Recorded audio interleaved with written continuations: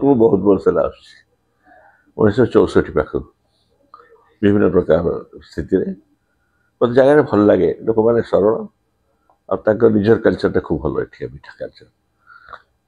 ये मंदिरटा है 25 वर्ष है आत्ता त्राण मिनती थे से मो बड़ी भिणी छुआ तो ये अच्छी लिसा सौगाता आ गोटे भौणी भी अच्छी दी जन 25 वर्ष भितर मंदिरटा जिते उन्नत होगा कथा उन्नत से टे आधुनिकतम बात बस जाऊँगी कारण आज सबकि परिवर्तन तुम देखुव कोरोना पर एबे सब टेक्नोलोजिकली सब चेंज हो चेंज को परिवर्तन को ग्रहण करले पारिबा नेक्स्ट जनरेशन पाई मंदिरटा तो दुई जन पाई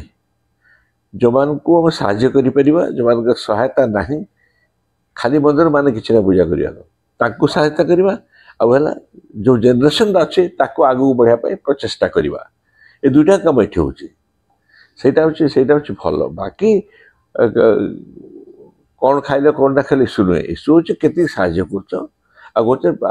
परंपरा केमती प्रस्तुत करछ आ संस्कृति केमती रखुछ मु सम्बलपुरी भाषा गुरु भागवत कर सम्बलपुरी भाषा से रखुच्च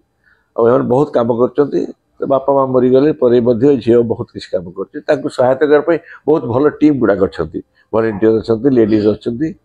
यहाँ गोटे मानने जो जिनसा सहज हुए यहाँ सरकारी नुहे ना एत कि जबरदस्ती ना स्नेह समस्त बांधि धरिक ना पड़े तो से अनुसार मत भारी भल लगुच बहुत खुशी अच्छी पारे केवल गोटे गोटे छुआ मान को आग को नियो परिवर्तन स्वीकार करके सम्मिलित हमको कर अंधविश्वास छाड़ी वैज्ञानिक विश्वास भी रख विज्ञान धर्म ठू अलग नुहे कारण भगवान विज्ञान को अलग कई करते से भगवान तैयारी करती लोकहितार्थे से कथा आम से अलग करो से नुहे। नमस्कार मैं स्वगता षडंगी साईचरण मंदिर संबलपुर ट्रस्टी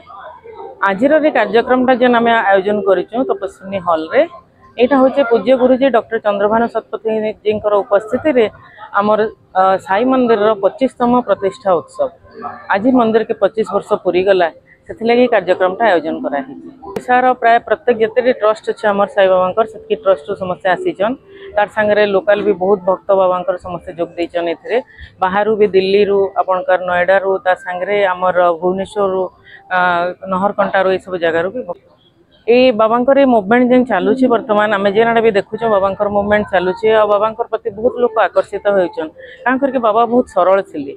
आजकल जुगे गोटे सरल मनुष्य मिलवाटा बहुत कष्ट हो जाऊँगी से बाबा सरलतार समस्त मुग्ध होकर भल पाचन से जेन मुवमेंट गुरुजी चलाउछन गुरुजी चंद्रभानु शतपथी से लोक आकर्षित होकर बाबा को धीरे धीरे मानि बसुछन